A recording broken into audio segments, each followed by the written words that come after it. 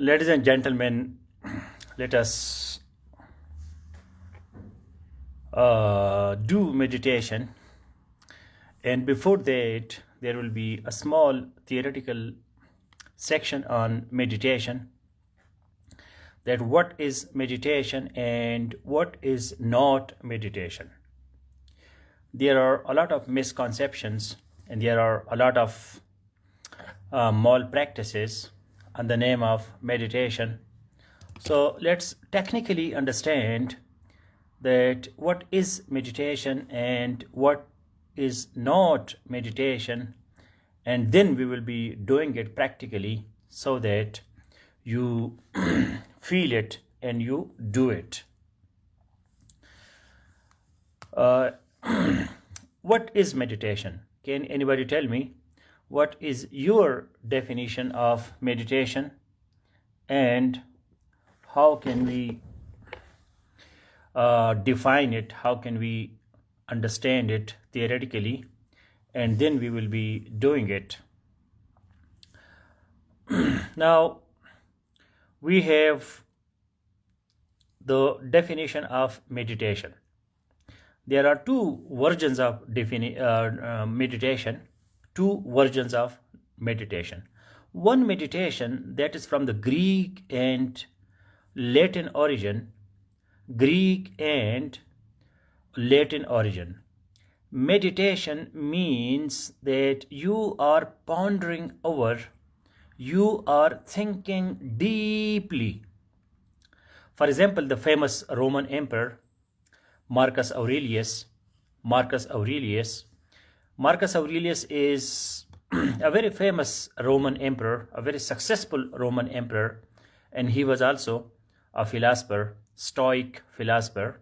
He wrote world famous book, and the name of the book is Meditations.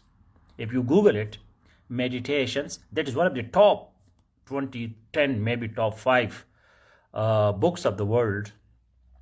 And the name of the book is Meditations. Because Marcus Aurelius, the Roman emperor and the Stoic philosopher, he would be traveling and he would be doing a lot, and then he would sit and he would be writing his diary, and that is called journaling. And the product of the journaling, the name of that book, that is Meditations.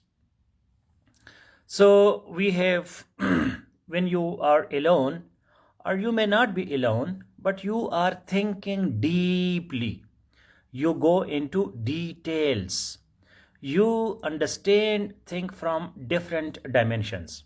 Because sometimes we become serious, sometimes we have some serious issue to discuss, we have to think over it, what to do, what not to do, what should be my decision in this regard. And you are serious about your thoughts. We are thinking sometime, by the way, and sometimes we are so serious, so deep. So that deep thought, that is meditation.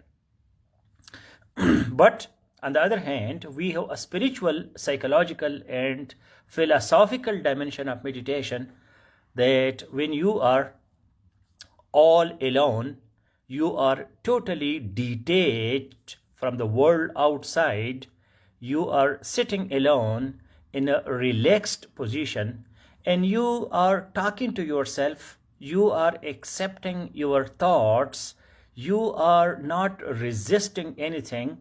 Whatever is your reality, you accept it, whether it is bad or it is good, whether it is pleasant or it is unpleasant, where you are a nice person or you are a bad person, and you accept your reality. So this acceptance of the reality in your thought form, that is also meditation. Now, meditation has to do with psychology, philosophy, science, and it has nothing to do with religion, because the focus of religion, that is God. When you offer prayer, so at that moment, you are eulogizing God, you are praising God, you are seeking mercy of God, you are seeking help of God. So your focus is on God. while in meditation, your focus is on your thoughts, on your own self, your own thoughts, your own emotions, your own sentiments, your own feelings, your own body, your own mind, your heart, your soul, yourself. Because self is the totality of body, mind, heart, and soul. What is self? The simple definition of self is that self is the totality of your body, mind, heart, and soul. Body, that is physicality. Body is physicality. Mind, that is mentality, that is cognition, that is your behavior, because behavior is the product of mind. And then you have your heart, which is your emotionality, and then you have your spirit or your soul, and that is your spirituality. So your spirituality, emotionality, mentality, physicality, when these four things come together, that is your self. That is you. You are not just your body, you are not just your mind, you are not just your heart, you are not just your soul, you are the combination. So this conglomeration, this amalgamation, this combination, this mixture of the four elements, that is you. And when you are meditating, so you are discovering yourself. Now, why we meditate? Because we are attached. We have family, we have friends, we have distractions, we have job, we have career, we have books, we have social media, we have TV, we have market, we have shops, we have so many things to do. We are divided. At this very moment, my focus is on this video because I am talking to you and you are listening to me and you are also writing. So my total focus, I am divided. Naeem Khan is nowhere. I must focus on my this lecture, on my this meditative session. Otherwise, at this time, I can't go to washroom, I can't eat, I can't do anything because I am for you and you are for me. So where am I? So I want some moment for me, for myself, when I'm totally all alone, when there is no world, when there is no society, when there is no family, when there are no friends, there are no books, there are no rivers, there are no trees, there are no oceans, there are no mountains, nothing. Only I, myself. So that feeling is meditation. That feeling is meditation. Now, what is the role of a meditation guru or meditation teacher or meditation guide?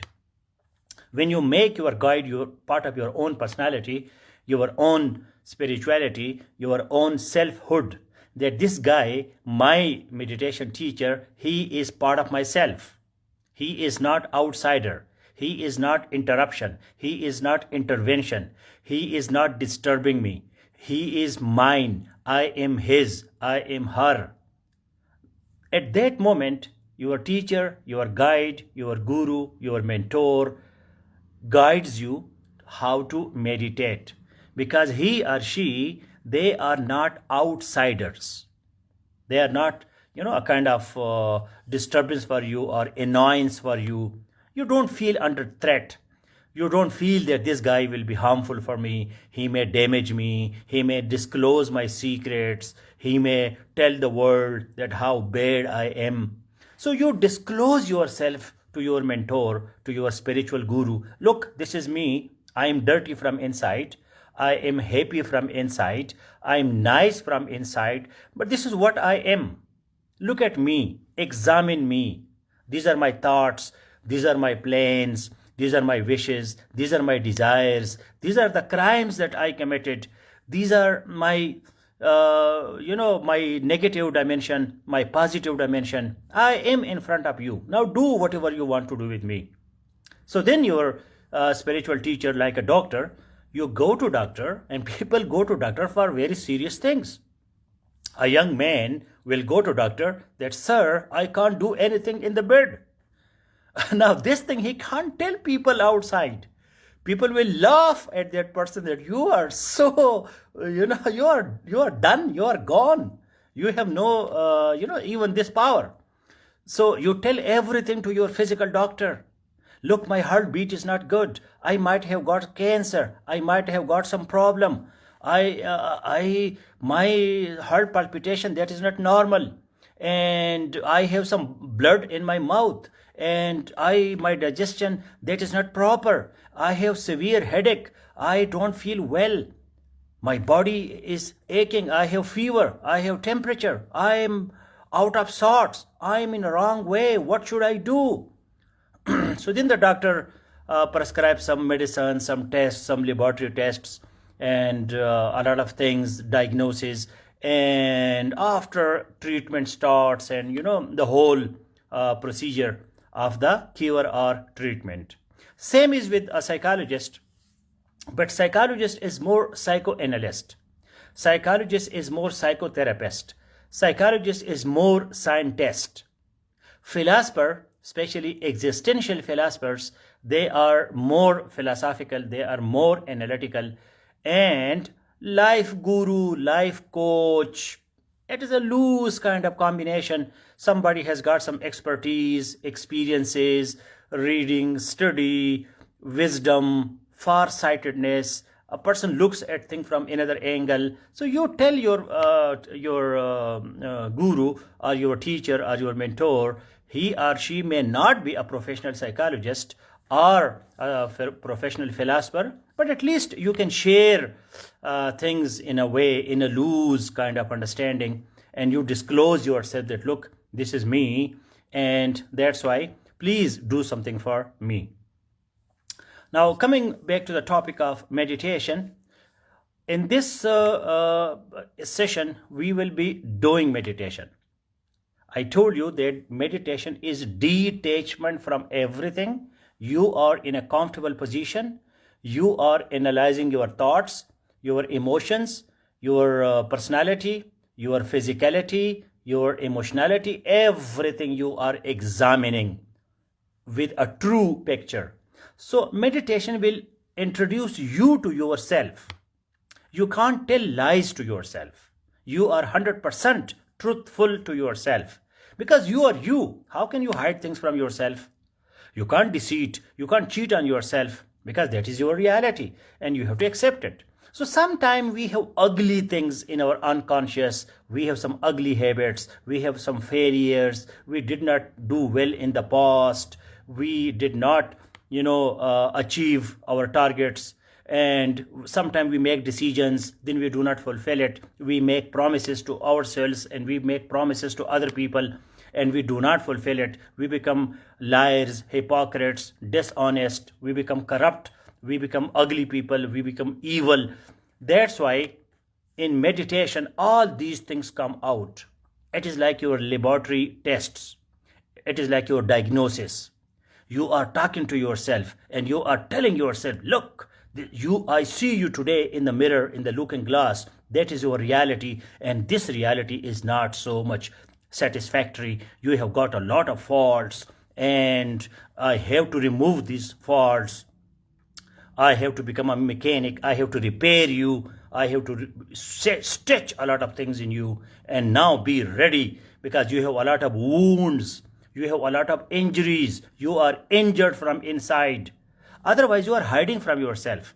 You are busy with your friends, with your family, with your activities, with your job, and you are hiding from yourself. You are gossiping, you are talking, you are eating, you are drinking, you are walking, you are dancing, you are singing, and you do not have time for yourself to do your x-ray, to do your lab tests, so that your reality is exposed to you, and that becomes then a highly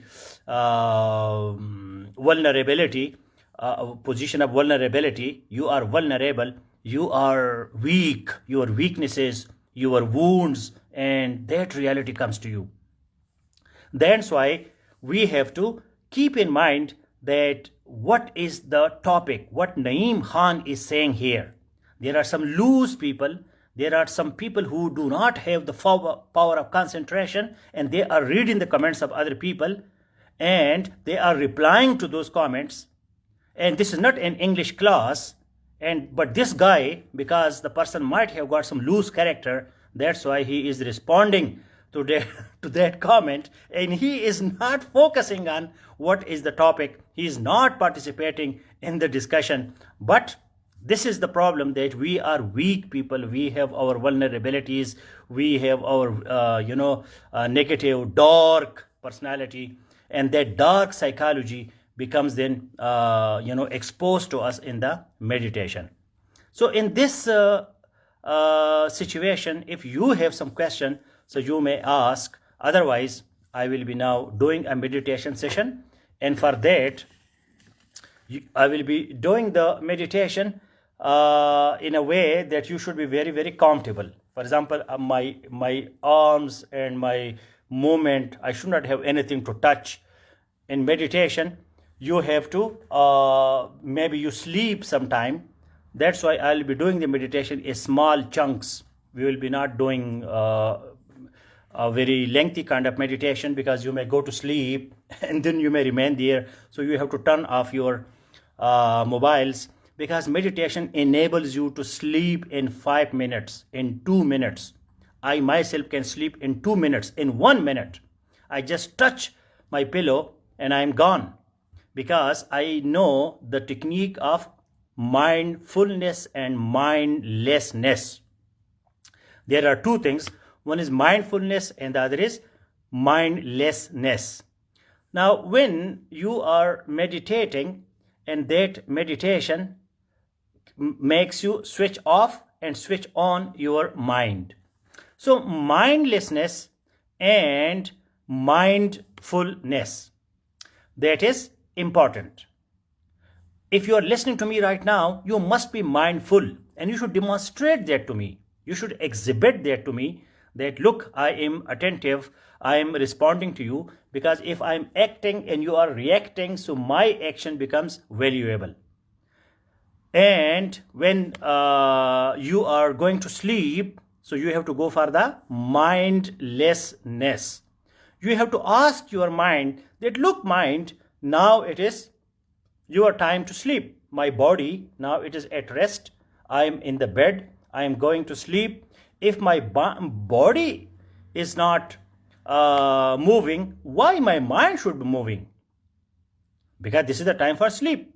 So you have to switch off your mind completely. You have to stop the process of cognition, the thought process, and you are gone and you will be sleeping. Now, for the mindfulness, the daily plan is that whatever we do, we should do it wholeheartedly. For example, you are here sitting in this session, so you should be here wholeheartedly. Wholeheartedly means that your body, mind, heart, and soul, all the 4 elements of yourself are here right now. So you are concentrated, you have your full focus, you have your full attention. And when this session is gone and you are going to sleep, then you should sleep in a mindless way. So whatever you are doing, if you are eating, if you are walking, if you are singing, if you are listening to music, if you are reading, if you are studying, whatever you are doing, do it like a true person. Don't let yourself to divide in different dimensions. For example, right now I am speaking, so I must be a great speaker. My total focus should be here. So whatever you are doing, maybe you are eating, you are in washroom, you are brushing your teeth, that time also you should be totally mindful.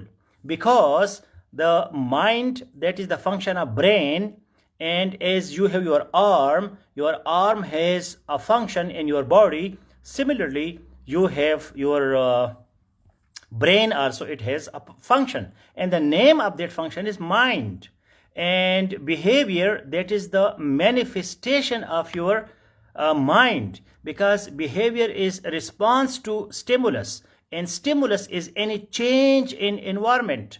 So you are noticing changes in environment. Whatever is happening, my each and every word which is coming out of my mouth, this is a sound wave, and that wave is directly like a laser beam. It is coming to you, you are receiving it. So there is no communication problem, there is no communication gap, and we are establishing the communication loop.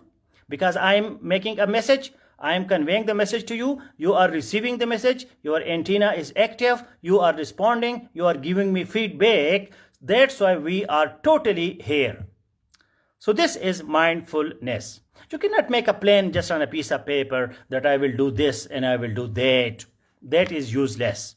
Whatever you have to do, whatever is your need, whatever is your requirement, whatever is your daily activity, you must do that thing with your total involvement. You must be totally there. No to multitasking. Multitasking, that is a highly dangerous thing, because you are neither doing one thing nor the other thing. That's why you are managing things in an artificial way, and that artificiality, that is against your naturality, your naturalness. You are not genuine, you are not authentic, you are not true, you are false. And if you want to do things in a genuine way, you must be totally involved. Now there are people, there I saw a question. I told you very, very clearly that meditation has nothing to do with religion. If you have some religious rituals, you do it in the morning, you do it in the evening, whatever you do, that has been prescribed to you by your holy book, by your holy scripture, by your priest, by your pandit, by your clergyman, or woman is not there, clergyman is there only. So they prescribe to you things and you do accordingly. Meditation, you are relaxed. There are no some hard and fast rules and regulations. You must do this, you must do that. That is up to you, because you are discovering yourself. You are talking to yourself. You are focusing on yourself. You are training yourself for your attention. You want emotional stability. You want a personality which is stable, fearless, consistent, logical, rational, brave, bold, courageous. You want to deal with so many challenges in your life, and that is your problem. So I have nothing to do with your prayers, with your mother, with your sister. That is your private matter. That is your private matter. So your home affairs, you should deal with that according to your situation. Now here we are talking about the meditation. Meditation comes from Buddhism, and Buddhism is not religion, because Buddha was not prophet. Buddha never claimed that I am a prophet and I am receiving revelation and an angel is coming to me and I am conveying you the message of the God, or I am a messenger for the God. Buddha never claimed like that. Buddha was a prince, and he went to forest and he was meditating, and there he was sitting, and he got some wisdom because of his experiences, because of his thoughts. That's why he was a common person. Same is the case with Lao Tzu. Lao Tzu is the founder of Taoism. Taoism is the philosophy from China, which is the philosophy of effortless accomplishment. Effortless accomplishment. You do action, but that is like inaction for you. For example, I am speaking live to so many people, but this is not a work for me. This is not a job for me. There is no force. There is no hesitation. There is no stress. There is no anxiety. There is no worry. I am all right. I have peace of mind. I am peaceful from inside and outside. I am doing a lot. I am speaking live. I am speaking fluently. I am speaking in a foreign language. I am discussing very complicated topics. I am dealing with so many people. But at the same time, I am totally relaxed. I am accomplishing things, but without efforts. This is the beauty of Taoism. You do things, but you don't get tired. You have no fatigue. You have no nervousness. You have no stress. You have no tension, you have no anxiety, you have no depression, you are not worried, you are not trembling, you are not shivering, you are not hesitant, you have full confidence, you present yourself in a great way, you do not have fears, phobias, what the people will say, what will do this, what will do that. You are totally independent, you are totally free, you are totally autonomous.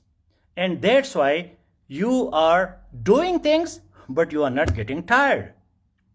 This is such a beautiful philosophy. People do a lot of things and they get tired and they perspire and they have phobia and they can't speak for a long time. They speak for 5 minutes and they are punctured and they are gone and they are tired and they are inconsistent and they can't continue and they have a lot of excuses and they have a lot of phobias. So this message comes from Taoism. So Lao Tzu, the founder of Taoism, he was not a prophet. He was just a simple, wise person. And he one of the top most read book of the world. And the name of that book is Tao Te Ching. Tao Te Ching. I might have read that book. I might have listened to that book like 100 times. And it is a small book, but full of wisdom. And the name of that book is Tao Te Ching. Tao Te Ching. So that is the TaoTeching. Tao Te Ching. You must read that book. It will totally change you. It will give you such a profound, such a deep beauty, such a great inspiration, and you will feel like a great person in a magnificent way, and it will give you grace, it will give you beauty if you implement definitely. Now the next thing is, because religion is so dominant, one person talk about prayer and everybody is responding, because we are not listening to Taoism, we are not listening to Confucianism, we are not listening to Stoicism, Buddhism, we are not listening to rationalism, we are not listening to transcendentalism, intuitionism, empiricism, logic, Socratic method, deductive method, inductive method, fallibilistic method, dialectical method. These terminologies we don't recognize. That's why all the warriors become active when there is a religious topic, religious discussion, because that is the only thing which has been fed to us. We only understand that terminology. Our nervous system, our brain does not respond to any other thing, because we are not familiar to that. And when we are not familiar to that, that's why that is not recognized by us. So we do not have a dimension which is not the narrow dimension that which has been fed to us. So we have to be broad-minded. We should open our mind to all the possibilities, because nothing is impossible in this universe. Nothing is impossible in this universe. According to Jung, the famous psychologist, the student of Sigmund Freud, we have universal consciousness. We are influenced by society and our environment. We are the product of our circumstances, but leader creates circumstances. A leader is not led by the circumstances. Leader leads the circumstances. Leader breaks the culture. A leader breaks the stereotypical cliches, platitudes, and all these kind of traditional, conventional wisdom. And he or she creates a new world, a new cosmos, a new universe with new thoughts, like Nietzsche, Superman and Superwomen. And then we enjoy the change. Then we enjoy the new realities, new dimensions. We are not stuck in the past. We go for the future.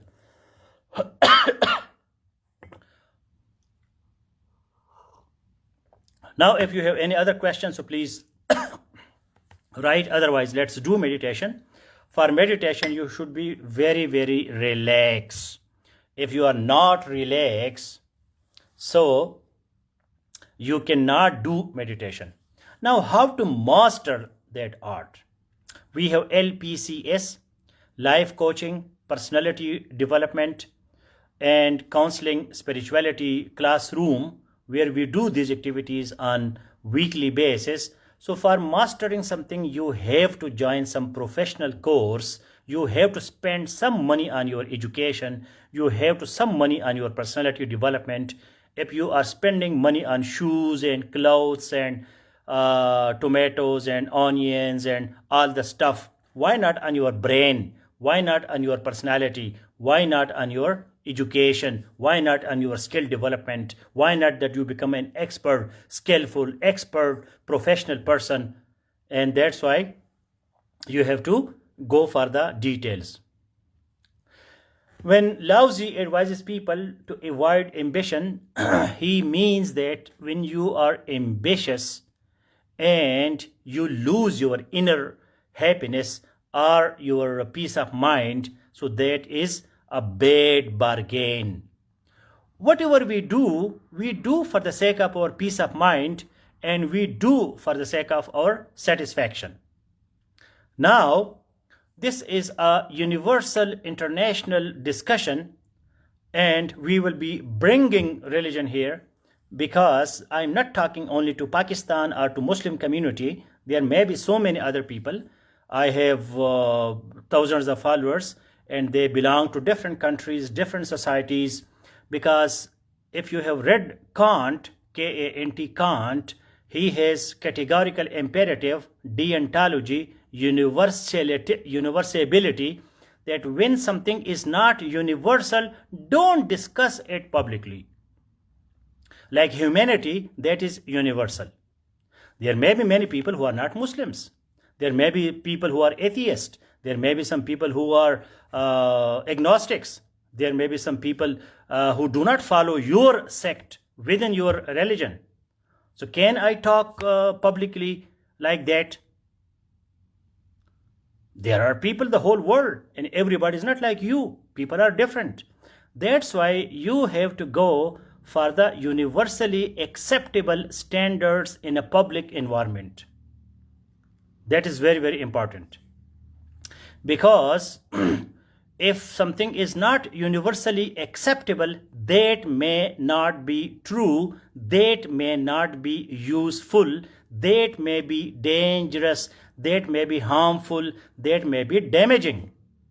You may be injuring someone's sentiments. You are going to impose your worldview, your understanding on other people, and they are not ready for that. So that is the situation. Now, why meditation does not work for some people? Because they are dirty from inside. Meditation brings the dirt outside, and you are fearful of the dirt. You want to be in a situation where you don't feel reality, and you are drugged and you are intoxicated. You use intoxicants just to feel yourself that everything is all right, there is no problem, and everything is okay. Meditation introduces you to your reality. So weak people, vulnerable people, people who have got some particular mindset, and they are not open to different interpretations of life, then they have problems with meditation. For example, you have a particular way of talking or particular way of thoughts, particular belief system, and that system is not acceptable to other people, and you think that this is the only truth, then problems come. And maybe you are not doing meditation in a proper way. You might have got some misconception, malpractices of the meditation. Simply, meditation is detachment from your daily activities. We are social animals. We live in society. We live in family. We have responsibilities. We have different duties. We are shopkeepers, we are business persons, we are teachers, we are servants, we are entrepreneurs, we are students. We are divided. So meditation means that forget about everything. Do your own introspection. Do your own self analysis. Sit with yourself all alone. Think over your stream of thoughts. What kind of quality of thoughts you have? What is your plan for future? How was your past? How is your present? What will be your future? That's why you have to go into detail about the situations which you are facing. Now, science is organized knowledge. Science is research-based presentation. When you do different activities and you have evidence for that, so that is called science. Because science is also universally applicable. Whatever you do science in Pakistan or in India or in Saudi Arabia or in United States of America or in Japan, the same science. Chemistry in any country is the same as any other country. That's why chemistry, physics, astronomy, engineering, medical science, psychology, all these are the same in the whole world. We don't have any Christian psychology or Muslim psychology or Muslim philosophy or Christian philosophy, and such sort of things do not exist. Because for every human being, that is the same. So meditation means your mindfulness, focus, attention, training for attention. You sit together and you read your thoughts. So this is scientific. You can read your mind, cognition, your process, your brain, your nervous system, your central nervous system, your peripheral nervous system, your neurons, your neurotransmitters, your hormones, how your brain works, neuroscience. All these are scientific things. So that's why meditation, that is scientific. Now, meditation is also philosophical because it is your analysis. You are doing your analysis. So when you are doing your analysis, it becomes philosophical because philosophy is basically analysis. Philosophy is going into details. And then it is also psychology, because psychology, that is the study of mind and behavior. The study of mind and behavior. And meditation, that is focusing your mind. So this is also psychology. It has nothing to do with religion because religion is focused on God. Religion is from God, by God, and for God. So when you pray, you are praising God. Look, any prayer from any religion, you just take it. So all the wording, the sentences, that is for God. That's why you have to differentiate between meditation, prayer, murakiba, because in murakiba, that is also a Sufi practice, but in that practice, you are talking about God. You are remembering God. You are doing your zikr, your remembrance of God, God, God, God. So that is God. Meditation is your mind, your emotions, your feelings, your spirituality, your emotionality, your physicality, your mentality, your thoughts, you as a human being. You may be from any religion, you may be from any country, you may be from any language, you may be from any culture. You can do meditation in the same way because different religions have different worship practices. Meditation is the same. There are types of meditation. For example, we have transcendental meditation, we have dynamic meditation, we have static meditation, but those types are for the sake of levels or degrees or that things. Now, when you do murakiba or you do prayer that you do for God, God is happy with you because that is the order of God. Meditation is not the order of God. That is not the commandment of God. God does not ask you to meditate. God asks you to do worship according to your religion, according to even to your sect, your school of thought, your school of jurisprudence, where you are coming from, what is your religion, what is your sect. Within sect, there are so many denominators, there are so many other sects within sects, wheels within wheels, and every sect has its own understanding, its own methodology, its own worship, the way they stand, the way they sit, the way they do meditation. For example, a Christian will be sitting in church and doing worship. A Muslim will be doing in another way. Jew will be doing in another way, and so on and so forth. That is up to that. Meditation is something simple, scientific, philosophical, psychological.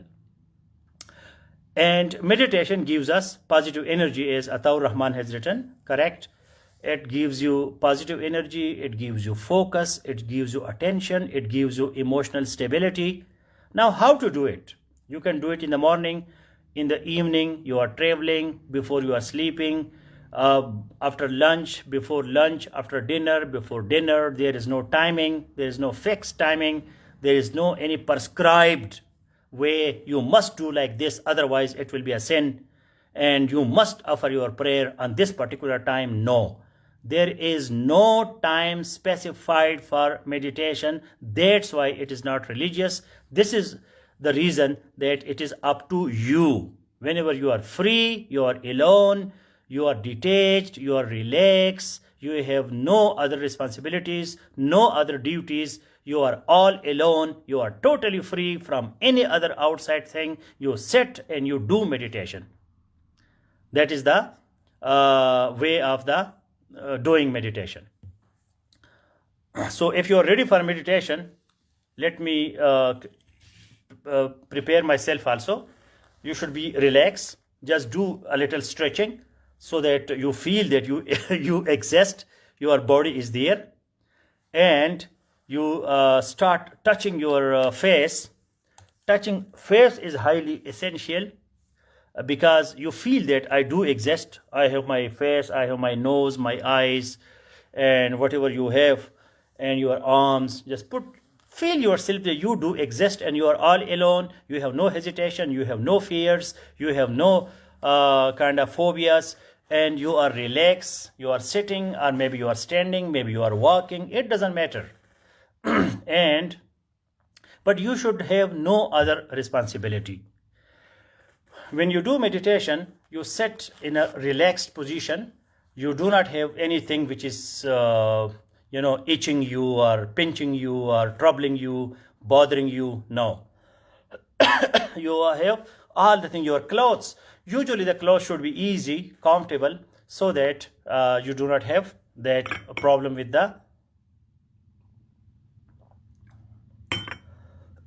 with your relaxed position, your composure, your situation. That is highly essential. I'm basically coming from a sauna. Sauna is, I went to a very warm place, and it was so warm, and hot spa water and stuff like that. Even there you can do meditation. You can do meditation on a bank of river. You can do meditation in a garden. You can do meditation in a beautiful place when you are all together. For meditation, you have to focus on your breathing. When you are breathing, so breathing gives you oxygen and it exhales your carbon dioxide. That's why this is highly essential, that breathing gives you life. Breathing is life. If your breathing stops, so there is no life. That is highly essential. If breathing stops, there is no life. There is no oxygen. And when there is no oxygen, so you are gone. That's why breathing is very important. This respiration, oxygen, when it goes inside, it burns your food, and then the food is converted into energy, and to your circulatory system, it takes the energy to your brain, to your body, to your heart, everywhere.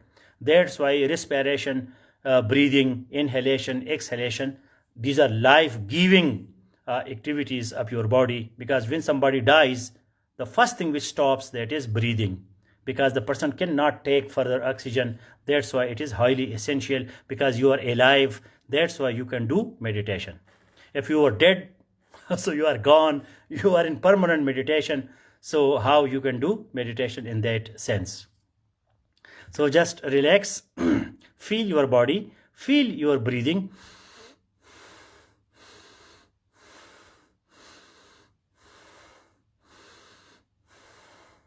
Listen to your breathing, the sounds of your breathing. And while meditation, you need a lot of energy, a lot of energy, a lot of oxidation, a lot of burning of food inside. That's why you have to breathe more heavily, so that you do not become unconscious, because it is a very heavy exercise. That's why you need a lot of breathing. So once you do your breathing properly, then I will tell you to close your eyes, because you have to detach yourself totally from everything. So close your eyes. You are totally detached. You are only and only with yourself. The only thing from outside, those are my words, and you are receiving my words as part of your own personality development, your own spirituality, your own life coaching. I am your friend, I am your companion, I am your well wisher. I want your happiness, I want your success. I am not an outsider. I am not your enemy. I am not damaging you. I am not harming you. I want for you a great life, life with satisfaction, life with pleasure, life with success, life with happiness, great life, life full of happiness. So I am you, you are mine, we are one, and that's why I am not outsider. Otherwise, when you do meditation, there should be no outsider, nothing from outside.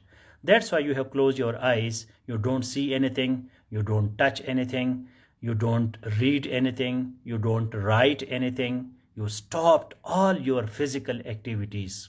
Your body is totally still. Your body is totally stationary. Your body is totally standing. Your body is not moving. You are totally in a stationary position. You are not moving. You are in inertia. All the movements stop. All the motions stop. Your body is not going anywhere. Your body is not doing anything. You are just like a statue. You are just like a stone. You are just like a wood. You are just like a tree. You are doing nothing. Your body is not moving. For the first time, your body is totally stopped. Now, when your body is totally stopped, you are relaxed. Now you focus on your brain. What is there in your brain? What your brain is doing? Your hands are doing nothing. Your legs are doing nothing. There are some involuntary functions by your stomach and heart, but those you are not moving them. They are just moving automatically. So that is not your responsibility. Don't stop your heart. Don't stop your stomach. Let your stomach and heart function properly. But you can now stop your brain. You ask your brain, stop. I don't need you anywhere.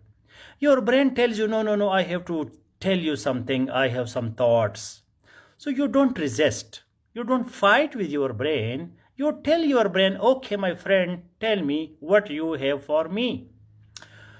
Oh, I did not do my duty today. I did not study. I did not perform anything useful. I am a loser. I am a negative person. I am an overthinker. I am nobody. I am useless. I have nothing to do. And I cannot do anything. Oh, brain, yeah, you're right. But are you happy with this situation? No. So you do a dialogue with your brain in meditation. You talk to your brain, okay, tell me then what are the solutions? And your brain tells you, okay, let me plan, let me think over it. I'm a useless person, I'm negative, I'm overthinker, I'm lazy, I do nothing. My brain, I have, a total disaster. I'm totally disastrous. But the situation is disastrous. But what is the solution? Let me see my strengths, my weaknesses, my opportunities, my threats, my vision, my mission, my objectives, my strategy, my action plan. Do I have some ideas? Do I have something to do great? Because meditation is not solution of your problems. Meditation will give you nothing. If you have the problem of food, eat. If you have the problem of sex, do sex. If you have the problem of thirst, drink water. Meditation will give you nothing. Meditation is just a laboratory test that you have a disease or you have total health. You are either healthy or you are not healthy. Meditation is not solution to your problems that you have some deficiency, some paucity, something is lacking, you have to do things. No. Yes, brain will give you planning, brain will give you ideas, brain will give you critical thinking, you are doing objective analysis, you are doing evaluation, you are making decisions, you are passing judgments, you are solving your problems, you are reaching to conclusions, because we analyze, we evaluate, and then we conclude. That is a mental process. Yes, that is cognition. That is a function of my brain. I must do it. That's all.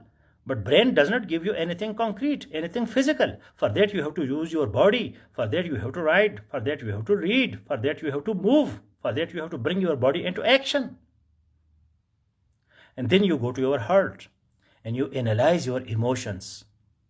What things you are emotional about? What triggers you? What makes you angry? What makes you happy? What are your fears? What do you love? What do you hate? So you do your emotional scanning, your emotional analysis, and then you go to your spirit, your soul, the deep part of your personality, the meaningful part of your personality, the purpose of your life, why you are born, what you have to do, why you are here, what is the real personality, the real self that you have from inside. What is your essence? What is your gold? What is your element? What is your superstructure? What is your foundation? That is your soul. So during meditation, you explore all these things. Then you come out like a true person. You are not hypocrite. You are genuine. You are authentic. You are true to yourself. You do your diagnosis, you do your x-ray, you do your laboratory tests, you identify your weak areas, your strong areas, and then you make a plan, and then you are fresh, and then you may go to sleep, then you may enjoy your life, then you may go for a nice food, because now you are fresh, now you are true, now you have the real picture, now you are attentive, now you are focused. So I will leave you guys with the same situation for coming 10-15 minutes. Keep your eyes closed. Think over your past, present, future, what you have not done so far, what you can do. Make a balance sheet of your life. Be with yourself for some time. Don't talk to anybody. Be silent. Don't communicate. Don't write anything. Don't read anything. Don't listen to anything. Just be with yourself. Totally yourself. Don't attach yourself to any other thing, only and only to yourself for coming 10 and 15 minutes. And then you will feel a great change. And if you do it on daily basis, that is great. 10 minutes, 5 minutes, just be with yourself all alone in a detached manner, and that is meditation.